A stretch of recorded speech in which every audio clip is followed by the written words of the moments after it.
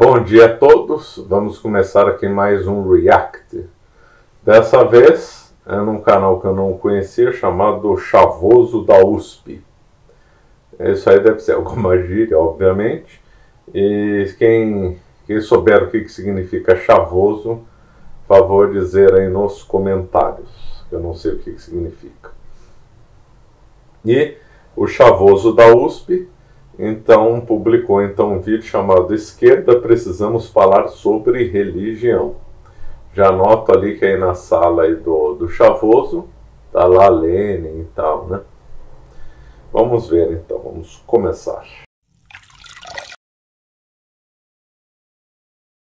Da USP, e no vídeo de hoje eu vim tratar de um assunto muito importante, mas que infelizmente também está sendo muito mal abordado, que é a religião. Esse vídeo aqui vai ser especificamente para a esquerda, principalmente para a esquerda marxista, mas se você não for de esquerda não tem problema, assiste o vídeo também, porque eu vou tentar explicar melhor aqui algumas ideias da esquerda, e especialmente do marxismo sobre a religião, que você já deve ter ouvido de um jeito distorcido por aí. Em primeiro lugar, por que é importante a gente falar sobre religião? Eu sei que muita gente da esquerda infelizmente acha que não é importante falar sobre religião. Muitas vezes quando eu levanto esse debate, as pessoas já ficam, não acredito que vai falar sobre isso. E, mano, em primeiro lugar, 90% da população brasileira é religiosa. Ou seja, a gente tá falando de uma população de um país, ou da classe trabalhadora de um país, que é bastante religiosa. A religiosidade é uma das coisas mais importantes na vida das brasileiras e brasileiros, principalmente mais pobres. Se você for uma pessoa de classe média ou rica que não tem um contato constante com a periferia, talvez você não perceba isso, mas, mano, da ponte pra cá, a igreja é uma das principais instituições que existe. Como eu já expliquei detalhadamente num texto, que eu vou deixar o link aqui na descrição, as igrejas e as religiões, de um modo geral, elas ocupam uma parte muito importante do espaço, do vácuo que o Estado brasileiro deixa nas periferias. Então, onde o Estado brasileiro não chega, não leva cultura, lazer, auxílio financeiro, auxílio psicológico, as religiões levam. Eu, por exemplo, cresci na igreja evangélica e em momentos de aperto na minha vida foi a igreja que a gente recorreu, assim como eu vejo ao meu redor, né, pessoas precisando de todo tipo de ajuda e recorrer nas igrejas, entendendo que a gente não pode negligenciar, que a gente não pode ignorar a fé, a religiosidade das pessoas, principalmente da classe trabalhadora. A gente também precisa entender que a gente não pode, de jeito nenhum, generalizar essas pessoas. É muito comum a gente ver não só pessoas de...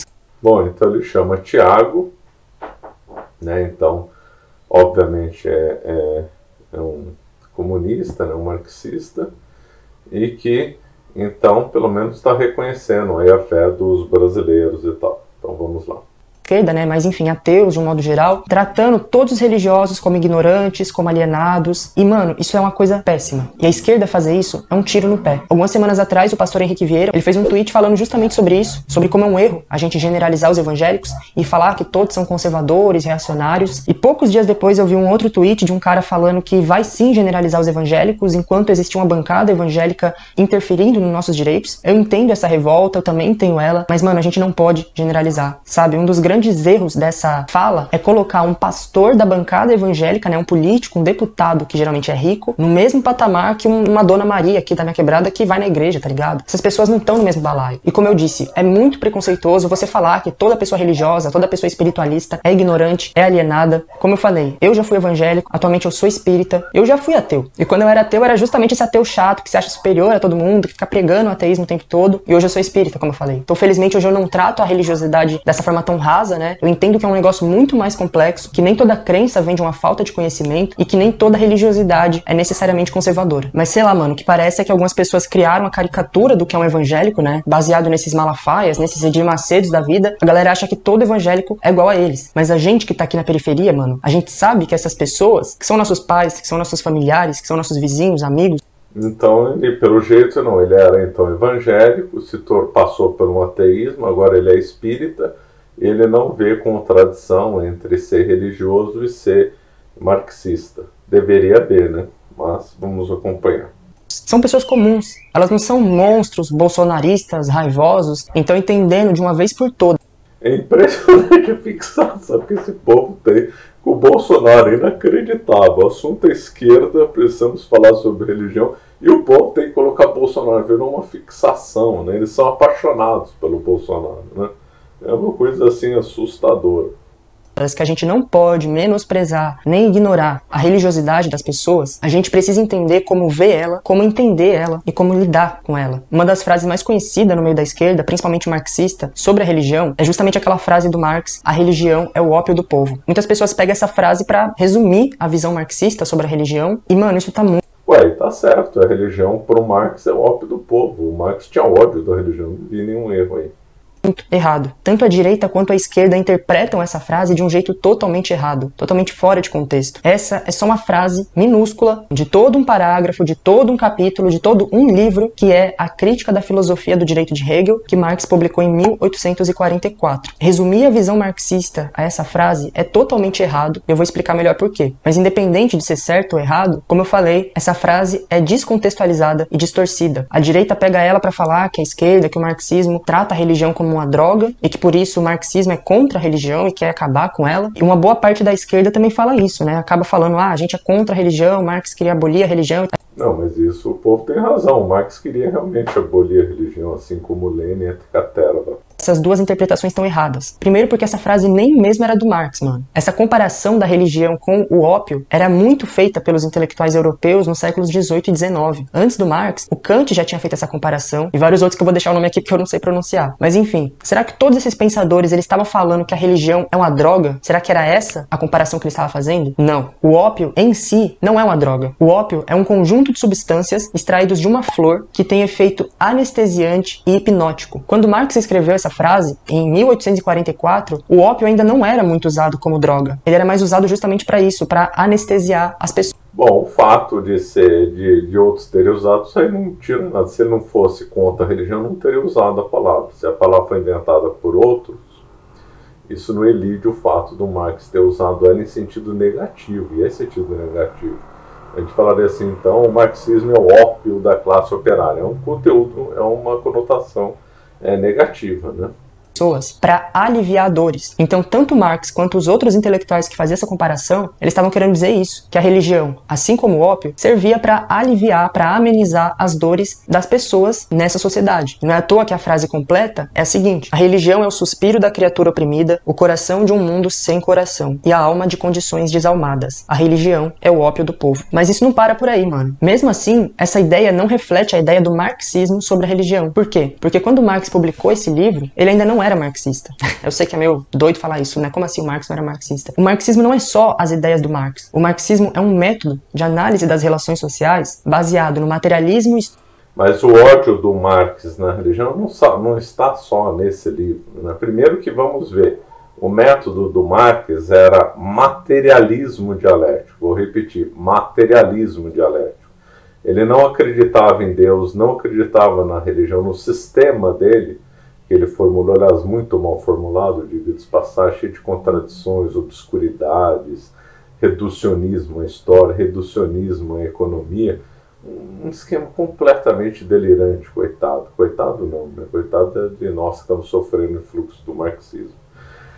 Mas no sistema dele, ele não tinha espaço para Deus, o senhor chama materialista, e não foi somente nesse trabalho que ele se revoltou contra a religião. No Manifesto Comunista, olha, Manifesto do Partido Comunista de 1848, o mais famoso texto de Marx e de Engels, né? Talvez o Capital seja tão famoso quanto, lá está escrito, abre aspas, além disso, existem verdades eternas como liberdade, justiça, etc., que são comuns a todos os estratos sociais. Mas o comunismo abole as verdades eternas, abole a religião, a moral, em vez de as configurá-las de novo. Contradiz, portanto, todos os desenvolvimentos históricos, até aqui fecha aspas. Ou seja, ele quer abolir a religião mesmo.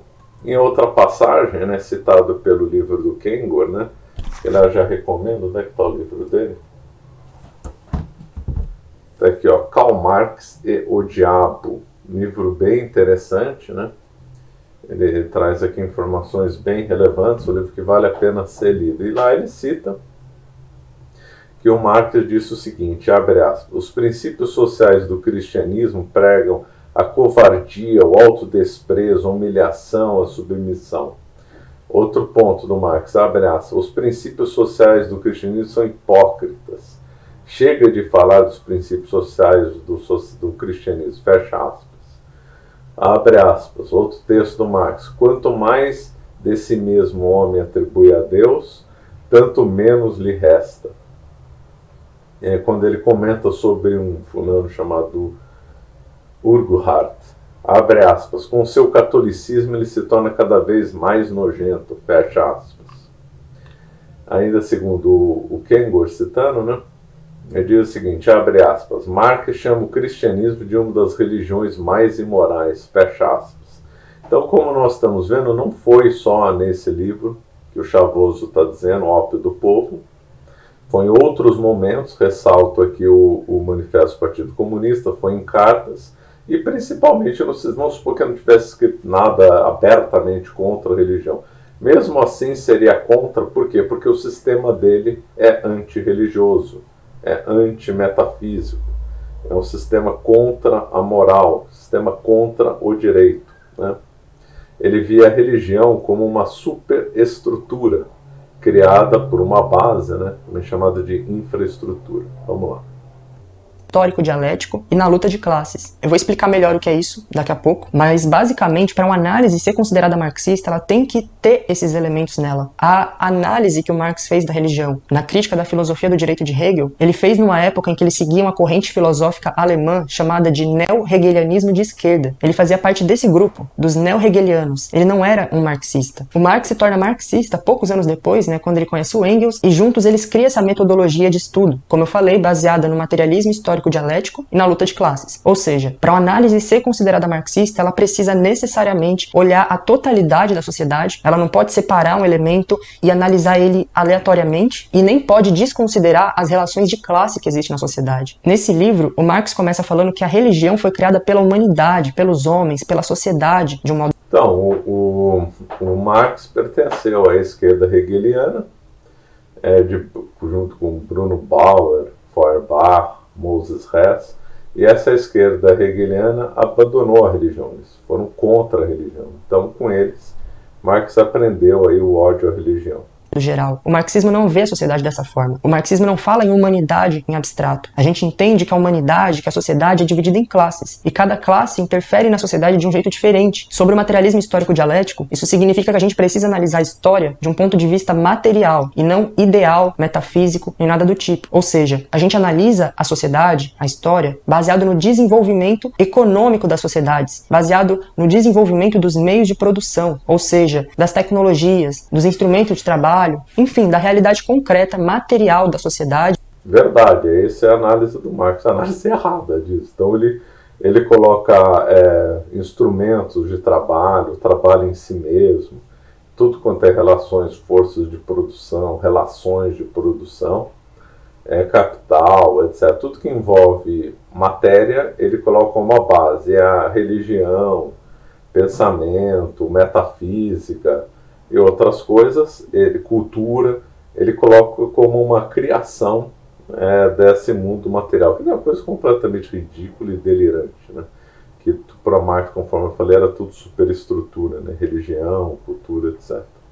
De tudo aquilo que o ser humano usa para se desenvolver, para se manter vivo, para sobreviver, tá ligado? E quando Marx fazia parte dessa corrente dos neo-hegelianos de esquerda, ele não era um materialista, ele era um idealista. Ou seja, ele analisava a sociedade de um ponto de vista idealista, onde primeiro as mudanças aconteciam. Não, aí ele estava justamente na transição. Ele primeiro foi um hegeliano, né? Aí depois ele fez uma crítica ao Hegel, junto com esse grupo da chamada esquerda hegeliana, então ele estava justamente na fase da transição, né? Ele aderiu ao materialismo nessa fase. Seriam na mente, né, nas ideias das pessoas, para depois se manifestar na sociedade. O marxismo acredita justamente no contrário. Como eu falei, poucos anos depois o Marx se afasta do idealismo do Hegel, conhece o Engels, e juntos eles desenvolvem esse método materialista histórico dialético, onde a gente pode começar a chamar o Marx de marxista realmente. A primeira expressão disso é o livro A Ideologia Alemã, que os dois escreveram juntos em 1846, onde você percebe que a postura do Marx em relação à religião já muda, porque quando ele era um hegeliano, ele realmente tratava a religião como um dos principais problemas da alienação humana. Isso porque os idealistas justamente consideravam a religião como a alienação da essência humana. Então é por isso que ele começa a crítica da filosofia do direito de Hegel falando da religião. E só depois ele vai falar do direito, da economia, da filosofia. Já na ideologia alemã, isso não acontece. Esse livro ele vem para mostrar o novo método do Marx, e uma das ideias principais que ele mostra é que as ideias predominantes... Mas o Manifesto Comunista veio depois da ideologia alemã, e lá ele fala que ele quer abolir a religião. Então o que o Chavoso está falando não tem sentido nenhum. dominantes numa sociedade e numa época são as ideias da classe economicamente dominante daquela sociedade. Basicamente isso é a ideologia. Eles falam que a classe que possui os meios de produção material também possui os meios de produção espiritual. Os meios de produção material são aquelas coisas que eu falei que são necessárias para a gente produzir as coisas materiais da sociedade necessárias para a nossa sobrevivência. Alimento, vestimenta, moradia, essas coisas. Os meios de produção espiritual são tudo aquilo que produz o pensamento de uma sociedade, a consciência de um povo, o jeito de pensar. Isso também é produzido pela classe dominante. Isso é o que o Marx e o Engels chamam de ideologia, onde eles colocam sim a religião como sendo uma delas, a religião dominante no caso. Mas a questão aqui, mano, é que eles colocam a religião como uma das formas de ideologia, junto com o direito, junto com a filosofia, junto com as teorias políticas, com as teorias econômicas. A religião é uma delas, lado a lado. Ela não é a principal, tá ligado? Tanto é que a partir daí o Marx vai perdendo seu interesse por estudar e falar sobre religião. Ele fala muito pouco de religião a partir daí, mas mesmo assim ele mantém em parte aquela ideia sobre a religião ter um efeito anestesiante nas pessoas. Esse pensamento não está completamente errado, apesar de estar um pouco desatualizado. Ou seja, quando essa comparação foi pensada lá pelo século XVIII, e mesmo quando ela foi feita pelo Marx em 1844, realmente a religião ocupava um espaço muito grande da vida das pessoas. Ela era provavelmente o principal meio de distração das pessoas. Então quando as pessoas não estavam trabalhando, elas estavam na igreja, elas estavam fazendo alguma coisa para a sua vida espiritual e religiosa. Mas já no final do século XIX, principalmente no século XX, a gente vê que isso muda completamente. A religião passa a não ter mais a mesma força que ela tinha antes e vários outros meios de distração surgem na sociedade. As pessoas passam a ocupar seu tempo com várias outras coisas além do trabalho e da religião. Por exemplo, em 1923 o Trotsky publicou um texto onde ele falou justamente sobre isso. Na verdade foi um capítulo de um livro dele, né? O livro se chama Questões do Modo de Vida e o capítulo se chama A Vodka, a Igreja e o Cinema. Nesse texto o Trotsky fala sobre como o cinema estava bombando muito na Europa naquela época e como muitas pessoas se sentiam muito mais atraídas por ele do que pela igreja. Ao mesmo tempo que a indústria das bebidas, né, crescia cada vez mais, as pessoas bebiam cada vez mais e os bares estavam cada vez mais cheios. Vou deixar o link desse texto aqui na descrição, assim como de todas as outras referências que eu tô citando e que eu ainda vou citar aqui nesse vídeo. Se a gente fosse falar sobre a atualidade, ou seja, se aqueles filósofos do século XVIII e XIX viessem aqui pra 2020, com certeza eles iam falar que o ópio do povo é várias outras coisas, né, mano? Eles não iam falar só que a religião é o ópio do povo. Provavelmente eles falariam que as redes sociais são o ópio do povo. A Netflix é o ópio do povo, o McDonald's é o ópio do povo, os videogames, a televisão, os shoppings. Então quem critica os religiosos nesse ponto, mas é viciado em Twitter, Facebook, em videogame... Bom, aí eu concordo, McDonald's é o ópio do povo, Netflix, rede social, eu concordo. Mas eu volto a dizer, a crítica do Marx à religião não se resumiu, conforme eu falei, ao ópio do povo, já falei. Ele escreveu isso no manifesto do Partido Comunista. O sistema dele é materialista. Ele tinha aversão à religião. A religião para ele era uma superestrutura que ia ser superada depois no advento do comunismo. Não passa de um hipócrita, né, mano? Bom, se por um lado o Marx perdeu um pouco do interesse por estudar a religião, por outro, o Engels não perdeu. Em 1895, quando Marx já tinha até morrido, inclusive, o Engels publicou um texto chamado Contribuição para a História do Cristianismo Primitivo, onde ele analisa as origens dessa religião. O Engels não falava que a religião é em si conservadora. Pelo contrário, ele admitia que podia existir religiões que tinham caráter de protesto. Para ele, o próprio cristianismo primitivo, ou cristianismo raiz, é um exemplo disso. Só dando um spoiler aqui pra vocês, o cristianismo que a gente conhece hoje não é igual ao cristianismo quando ele surgiu, tá ligado? Mas enfim. Basicamente, o Engels falou que o cristianismo, quando ele surgiu, era a religião dos oprimidos do Império Romano, principalmente dos escravizados e ex-escravizados do Império. Essas pessoas que tinham interesse... As leituras... A leitura marxista da religião é uma tragédia, gente. A teologia da libertação vai fazer a mesma coisa, vão reler, vão reinterpretar a religião primitiva como se fosse comunista, imagina só. Ai, que tristeza. De classe diferentes, né, apesar de todas serem marginalizadas, elas se uniam em torno dessa fé, em torno do cristianismo. E nesse texto, mano, o Engels faz um negócio que provavelmente deve ter deixado vários ateus militantes aí irados, porque ele mostra as semelhanças entre o cristianismo primitivo e o movimento comunista. Ele cita, inclusive, o historiador Ernest Renan, que comparou... era igualzinho, né, mesma coisa. Esse Ernest Renan é péssimo, péssimo pensador. Aliás, infelizmente, o nosso imperador Dom Pedro II gostava das ideias dele, né? Péssimo, péssimo, péssimo. Péssima referência. As primeiras comunidades cristãs, as células da Internacional Socialista. 10 anos depois, a filósofa e economista marxista polaco-alemã Rosa Luxemburgo meio que deu continuidade. Igualzinho a célula comunista, né? Mesma coisa, né? Será que eu preciso comentar? Acho que não, né? Vamos avançar. a esse estudo do cristianismo primitivo, publicando o texto maravilhoso O Socialismo e as Igrejas. Nesse texto, a Rosa traça todo o histórico do cristianismo, né, desde o seu surgimento até os dias atuais, ou melhor, até a época dela, né? E pra mim, mano, esse texto é a melhor síntese do que é o pensamento marxista sobre a religião, justamente porque ele é totalmente baseado no materialismo histórico e na luta de classes. A ideia principal que a Rosa tenta passar nesse texto é que a religião não é em si um problema. O problema é quando ela é usada pela classe dominante como um instrumento político de controle da classe trabalhadora. A Rosa publicou esse texto em 1905, quando existia um clima revolucionário muito forte na Rússia, e muitos padres se esforçavam para criminalizar aquele movimento revolucionário. A Rosa Luxemburgo, né, era revolucionária, fez agitações lá ligadas à Liga Espartaquista lá na Alemanha.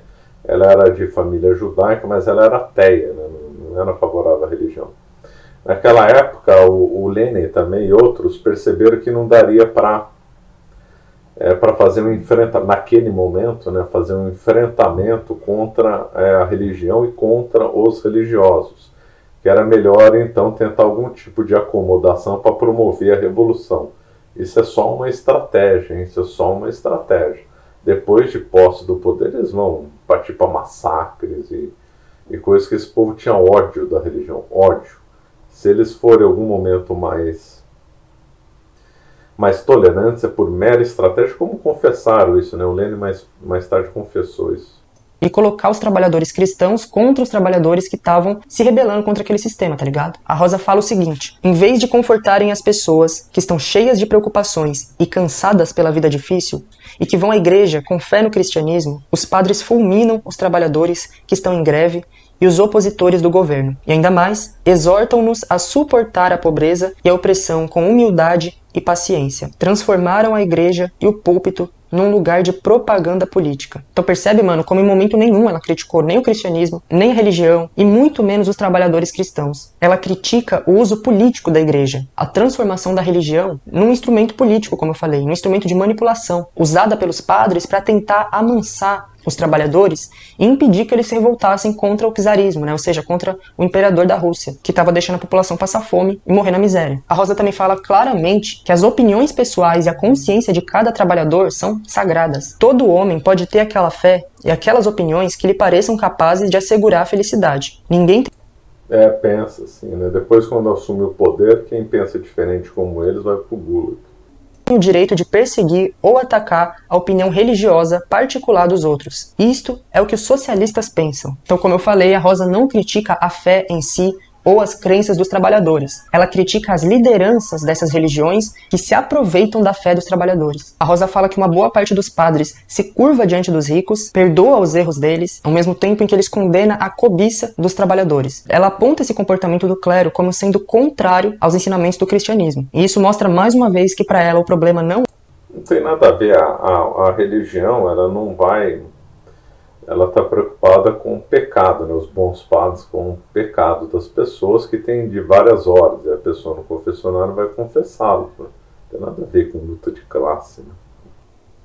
Não é a religião, não é o cristianismo em si, mas o jeito como ele é usado. Terminando a introdução, mano, ela faz essa pergunta: como é que a igreja desempenha o papel de defesa da opressão rica e sangrenta, em vez de ser o refúgio dos explorados? E aí, para responder essa pergunta, ela vai traçar, de forma resumida, todo o histórico da igreja. Ela mostra que quando o cristianismo surgiu, ele era uma religião horizontal. Ele era uma comunidade de pessoas oprimidas da periferia do Império Romano, mas que começou a crescer. No começo, mano, quando a quantidade de cristãos era bem pequena... Como que não existiu clero?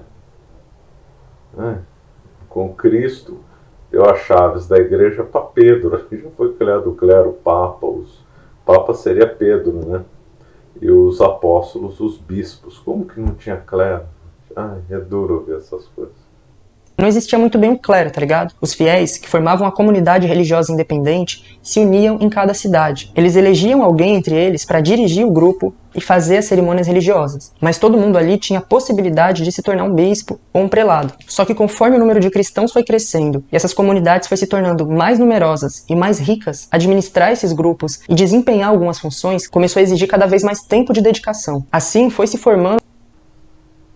Aí vem a leitura marxista. Dentro da igreja, meio que uma casta, uma classe de dirigentes da igreja que foi se separando cada vez mais do corpo da igreja. A Rosa até compara essa desigualdade que foi se desenvolvendo entre ricos e pobres com a desigualdade que foi se desenvolvendo entre os dirigentes da igreja e o corpo da igreja. Então aqueles sacerdotes que eram eleitos pelos cristãos para ficar passageiramente naquela função, dirigindo a comunidade, com o tempo eles foi se tornando essa casta, como eu falei, que passou a governar os cristãos. Com o crescimento das comunidades cristãs e da perseguição do Império Romano, os dirigentes de cada comunidade foram se unindo mais e assim eles começaram a estruturar a igreja. Antes da formação desse clero, os membros mais ricos da comunidade, seguindo os ensinamentos de Jesus, eles repartiam os bens deles com os cristãos mais pobres. Já no século IV, quando o cristianismo se torna a religião oficial do Império Romano, começam a ser construídas igrejas cada vez maiores, mais grandiosas, tá ligado? E já no século V, as ofertas dos vem aquele mito da igreja de Constantino, né? Ridículo. Cristãos começam a ser divididas em 4, onde 3 partes ia para a igreja e só uma parte ia para os pobres. Uma parte ia para o alto clero, a outra parte ia para o baixo clero, a terceira parte ia para as obras da igreja e a última parte era dividida entre os necessitados. Além disso, também é importante destacar que no começo do cristianismo, essas ofertas elas eram voluntárias. Cada um ajudava como podia e como quisesse. Não fala do grande trabalho de caridade que a igreja fez com hospitais, escolas, etc. Isso tudo passa ao largo, né? Só que depois a igreja torna essas ofertas obrigatórias. Tanto os pobres quanto os ricos eram obrigados a repartir seus bens com a igreja, e no século VI o dízimo passa a ser obrigatório. Isso prejudicou bastante os camponeses, os trabalhadores ao longo da Idade Média, que além de ser explorados pelos nobres, pelos senhores feudais, meio que eram explorados pela igreja também. Então eles tinham que dar a 10ª parte da sua colheita para a igreja. E assim, durante a Idade Média, enquanto a maioria da população estava afundada na pobreza, a igreja ficava cada vez mais rica. No século XII, a igreja formulou uma lei que falava que, segundo a Bíblia, a riqueza da igreja pertencia ao clero, principalmente ao Papa, e não aos fiéis. Então, como todo o clero era mais ou menos dono dos bens da igreja, esses bens começavam a se dispersar entre os familiares do clero. Esse foi um dos grandes motivos para a igreja ter imposto o celibato. Tem nada a ver celibato com isso, nada a ver. Aí no século XII, para evitar que os bens da igreja se espalhassem pelas mãos dos filhos, dos sobrinhos, dos netos, dos padres. Até aí os sacerdotes podiam sim se casar. Nos próximos séculos, a igreja continuou aliada da nobreza, mesmo durante a colonização, passando pano para a escravidão e catequizando os indígenas à força. Já com a Revolução Francesa, no século XVIII, vem catequizando à força. Que palhaçada. Vem esse mito, fica se repetindo, né? Teria defendido a escravidão. A igreja foi a primeira instituição a lutar contra a escravidão, já no começo da Idade Média, né? Paulo III, no advento das colônias, condenou a escravidão. Aqueles mitos, né? Daqui a pouco vão dizer que a igreja achava que os africanos e índios não tinham alma, né? Será que vai falar isso? Quando a nobreza é tirada do poder, a igreja perde um pouco da sua força, mas ela já corre para se aliar com a burguesia. Na Rússia, esse apoio era ao governo czarista, e o ataque ia aos trabalhadores que se revoltavam contra esse sistema. Os trabalhadores que, como disse a Rosa, lutam para tornar real a ideia da igualdade social e da fraternidade entre os homens, um objetivo que foi anteriormente da igreja cristã. A igreja cristã nunca defendeu a igualdade no sentido marxista, é delirante. E a divisão de bens na igreja primitiva não era uma coisa assim obrigatória. Continua. O clero, falsificando os ensinamentos do cristianismo, que tinha por objetivo a felicidade terrena dos humildes, tenta hoje convencer os trabalhadores de que o sofrimento... Pelo que eu entendi, ele falou que defendia a felicidade terrena, nada. A igreja sempre lutou pela salvação eterna. Eu não vou voltar para ver se ele falou isso mesmo ou não. E a degradação que suportam não provém de uma estrutura social defeituosa, mas sim do céu, da vontade e da providência. E, se Cristo aparecesse hoje na terra, atacaria com certeza os padres, os bispos e arcebispos que defendem os ricos e vivem explorando os desafortunados. Não, o que atacaria os bispos, os cardeais, isso com certeza, mas não por essas razões. Concordo em parte, então. Como outrora atacou os comerciantes que expulsou do templo para que a presença indigna deles não maculasse a casa de Deus. Para encerrar o texto, a Rosa fala que nós, socialistas, de jeito nenhum, a gente pode combater os sentimentos religiosos. Ao contrário, devemos procurar completa liberdade de consciência para todo indivíduo e a mais ampla tolerância possível para qualquer fé e qualquer opinião. Como ela complementa em seguida, para fechar o texto, o nosso problema não é com o corpo da igreja, com seus fiéis, com a classe trabalhadora religiosa, mas sim com as lideranças das religiões que se aproveitam da fé das pessoas, da confiança delas para tentar controlar elas e impedir que elas lutem contra esse sistema que explora e oprime elas. Bom, no mesmo ano, 1905, esse carequinha aqui, amado por uns, odiado por outros, também publicou um texto falando um pouquinho sobre religião. O Lenin era assim ateu, ele achava sim que muitas igrejas controlavam os trabalhadores, mas ele era contra o ateísmo militante, ou seja, que a gente devia combater a religiosidade e a fé das pessoas. O texto que ele publicou no jornal Novata se chama O Socialismo e a Religião, e ele falou o seguinte: cada um deve ser absolutamente livre para professar qualquer religião que queira ou de não aceitar nenhuma religião. São absolutamente inadmissíveis quaisquer diferenças entre os cidadãos quanto aos seus direitos de acordo com as crenças religiosas. Não declaramos no nosso programa que somos ateus e não proibimos os cristãos e os que acreditam em Deus de entrar para o nosso partido. A unidade dessa luta realmente revolucionária da classe oprimida pela criação do paraíso na Terra é mais importante para nós do que a unidade de opiniões dos proletários sobre o paraíso no céu. Sempre defenderemos a concepção do mundo científica, mas isso não significa de modo nenhum que se deva avançar a questão religiosa para o primeiro lugar, que se deva admitir a dispersão das forças da luta realmente revolucionária, econômica e política por causa de opiniões de terceira ordem. Eu acho que está bem claro aqui o que ele quis dizer, né? Mas basicamente é isso. Não, é por pura demagogia e estratégia que o Lenin fez, porque tem o outro texto aqui que ele declara as verdadeiras intenções, que eu vou ler aqui, né? Que é o seguinte, abre aspas: a base filosófica do marxismo, como Marx e Engels repetidamente declararam, é o materialismo dialético. Um materialismo incondicionavelmente ateísta, decididamente hostil a qualquer religião. A religião é o ópio do povo. Essa máxima de Marx é a pedra angular de toda a concepção do mundo marxista na questão da religião. Todas as religiões e igrejas atuais, todas e quaisquer organizações religiosas são sempre encaradas pelo marxismo como órgãos da reação burguesa que servem para defender a exploração e para entorpecer a classe operária. O marxismo é materialista. Como tal, ele é implacavelmente hostil à religião.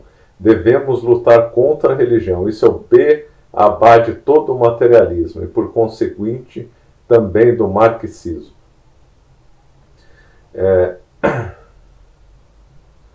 Mais para frente ele fala, o marxismo vai mais longe, ele diz, é preciso saber lutar contra a religião, e para isso é preciso explicar de modo materialista a fonte da fé e da religião entre as massas. Não se pode limitar a luta contra a religião a uma prédica ideológica abstrata, não se pode reduzir essa prédica, é preciso pôr essa luta em ligação com a prática concreta do movimento de classe, dirigido para a eliminação das raízes sociais da religião. Então, o Lenin sim tinha aversão, ódio, repulsa à religião, né? O Lenin, mais para frente, em outro momento, disse: qualquer noção religiosa, qualquer ideia de Deus, mesmo qualquer flerte com ele, é uma imundície impossível de descrever. E ele disse para Gorky, né, o Lenin, todo culto ou qualquer divindade não passa de necrofilia. Impressionante. Depois ele vai dizer, né, não estou achando aqui, mas ele vai dizer que pode ser usada a fazer acordos momentâneos como mera estratégia, né? Deixa eu ver se eu acho. Aqui ele fala, se por exemplo um sacerdote entrasse no Partido Social Democrata, era o Partido Comunista na época, né? Inclusive ele teve a cisão depois entre bolchevique e menchevique, e se pusesse a fazer nesse partido com o seu trabalho principal e quase único, uma atividade prática das suas concepções religiosas, o partido deveria absolutamente expulsá-lo do seu seio.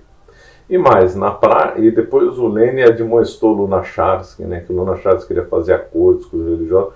O Lenin admoestou Lunacharsky por causa disso. O Lenin dirigiu uma perseguição religiosa feroz na então nascente União Soviética, mandou demolir centenas de igrejas, matou padres, enviou outros para o Gulag, criou a Liga dos Ateus. Durante um tempo a União Soviética chegou a ter uma espécie de clero ateu que fazia batismo, casamento, igual os nazistas chegaram a fazer depois também. Então, o movimento do Lenin é totalmente de ódio à religião, de destruição, de matar quem pensasse contrário, de matar os religiosos, matar padre, matar todo mundo, exterminar a religião, conforme ele disse. O marxismo, o beabá do marxismo é a luta contra a religião. E depois todos os movimentos, todos os líderes socialistas, né, perseguiram a religião, né? Não tem exceção. A China, Mao Tse Tung perseguiu, Pol Pot perseguiu, na América, aqui, em Cuba, o Fidel Castro perseguiu, na Venezuela tem perseguição, agora nós estamos assistindo a perseguição religiosa na Nicarágua, na África teve perseguição religiosa, na Europa Oriental, então não tem exceção. O Chavoso da USP, né, Thiago, ele então está apresentando um quadro cor-de-rosa, um quadro romântico, tentando então relacionar a religião com o marxismo. Não tem possibilidade de conciliação, não tem. Não deve combater a religiosidade da classe trabalhadora e que a gente não deve permitir que discordâncias religiosas rachem o movimento revolucionário. Por outro lado, o Lenin também ressalta a importância de que as religiões não interfiram no Estado e que o Estado também não interfira nas religiões. Ele fala: exigimos que a religião seja um assunto privado em relação ao Estado. O Estado não deve ter nada a ver com a religião. As sociedades religiosas não devem estar ligadas ao poder de Estado. Devem se tornar associações absolutamente livres e independentes do poder de cidadãos que pensam da mesma maneira. Uma outra coisa interessante desse texto é que o Lenin fala que uma parte do clero também vinha percebendo os prejuízos que o czarismo estava trazendo a ela. O Lenin fala: a abominável autocracia policial feudal causou o descontentamento, a agitação e a indignação mesmo entre o clero. Até mesmo o clero ortodoxo russo foi agora acordado pelo estrondo da queda da velha ordem medieval na Rússia. Até ele adere à reivindicação de liberdade, protesta contra a burocracia e o arbítrio dos funcionários, contra a fiscalização policial imposta aos servidores de Deus. Nós, socialistas, devemos apoiar esse movimento, levando até o fim as reivindicações dos membros honestos e sinceros do clero, agarrando-lhes na palavra sobre a liberdade, exigindo deles que rompam decididamente todos os laços entre a religião e a polícia. Então, assim como Engels, o Lenin também não generaliza os religiosos, ele enxerga que existe alguns elementos progressistas entre eles, e é dever nosso, enquanto socialistas, apoiar esses movimentos religiosos progressistas que defendem os interesses da classe trabalhadora, mesmo sabendo que eles são limitados também. Eles por si só não vão fazer uma revolução, mas eles podem sim ajudar na construção de uma mentalidade mais progressista nos trabalhadores, como é o caso da teologia da libertação, por exemplo, trazendo a situação para um contexto brasileiro mais recente, como é o caso das comunidades. Teologia da libertação é um bando de padres traidores da fé, essa que é a verdade, que querem harmonizar o marxismo com o catolicismo, uma harmonização impossível que o Marx e Lenin e Engels achariam absurdo. Eclesiais de base também. A teologia da libertação é uma corrente teológica cristã que surgiu aqui na América Latina em 1971 e ela tem como princípio que o evangelho deve ser voltado principalmente para os pobres. Ou melhor, que o cristianismo tem que dar uma preferência pelos pobres, pelos mais necessitados e defender os seus direitos. Essa teologia, ela engloba várias correntes de pensamento que vê os ensinamentos de Jesus como sendo uma palavra de libertação para os pobres e oprimidos, em relação às injustiças impostas pelas condições sociais, econômicas e políticas determinadas por quem está no poder. Já as comunidades eclesiais de base, ligadas principalmente à Igreja Católica e motivadas pela teologia da libertação, elas surgem em determinados locais, determinadas regiões periféricas principalmente, ou em interiores. Elas são pequenas, então elas criam uma maior comunhão entre os seus membros e incentivam eles a lutar por condições de vida mais justas. Enfim, além disso tem os terreiros de Umbanda e de Candomblé, que há décadas lutam contra o conservadorismo. Tem os centros espíritas, que apesar de muitos deles hoje serem conservadores, têm uma raiz progressista, e por aí vai. Bom, para concluir, eu vou fazer um apanhado geral de tudo que eu falei aqui, pra gente recapitular um pouco, A gente tá no Brasil, um país extremamente religioso, extremamente cristão, onde a maioria dos cristãos são pessoas negras, pobres, periféricas e mulheres, e que por isso atacar o cristianismo, atacar a crença das pessoas, é um tiro no próprio pé. É permitir que o cristianismo continue sendo usado por felicianos, por valdomiros, como um meio de propaganda política da extrema-direita. E é também afastar a classe trabalhadora da esquerda. Porque a gente vê uma bancada evangélica limitando nossos direitos, atacando esses direitos, e dá raiva mesmo. Mas como eu falei no começo, a gente não pode colocar no mesmo balaio esses deputados da bancada evangélica, a população trabalhadora cristã, os pastores das igrejas locais e muito menos as pessoas cristãs ligadas a movimentos progressistas e de esquerda. Eu ressalto o que a Rosa Luxemburgo falou, o problema não é a religião em si, não é a fé, não são os cristãos. O problema são os aproveitadores da fé. É quem usa a fé das pessoas para defender a classe dominante e impor os seus interesses políticos. Então a gente precisa ter muito cuidado, muita humildade e saber muito bem como lidar com essas pessoas. Além de ser desnecessário, é praticamente impossível fazer a classe trabalhadora abandonar a sua religiosidade em prol da revolução. É muito mais fácil a gente apontar na fé das pessoas os elementos progressistas e fazer elas perceber que a religião delas não é aquilo que a extrema-direita mostra. É ressaltar que Jesus foi um carpinteiro do Oriente Médio, um refugiado, um cara que pregou a paz e a libertação entre os oprimidos da periferia do Império Romano, que por isso foi perseguido, preso, torturado e morto. E é justamente sobre isso que eu vou falar no meu próximo vídeo. Então, é impossível. Ele propõe uma certa harmonização da religião com o marxismo, mas isso é impossível, né? Eu acho uma pena, né? O Tiago, né? Chama Tiago, o Chavoso Idoso, podia estar vendo coisas tão mais importantes, né? Tá vendo aí, tem um monte de livro aí na estante dele, podia estar lendo São Tomás de Aquino, podia estar lendo Boa Doutrina, não. Foi seduzido por essa praga aí que é o marxismo. O marxismo é um ópio da classe operária. Bom, ficamos por aqui, lembrando que mês que vem nós teremos aí um curso sobre marxismo, né? Aproveitar aqui e recomendar outro livro, já que sempre me pedem recomendações, né? Então esse livro aqui do Antônio Paim é muito interessante, por quê? Porque o Antônio Paim era um marxista, né? Ele estudou, morou na Europa, foi para a Rússia, estudou bastante a fundo, e aí depois ele se desencantou com a doutrina e escreveu aqui um livro bem interessante. Não? Então ficamos por aqui. Se você ainda não é inscrito no nosso canal, por favor, faça e nos siga nas redes sociais. Obrigado.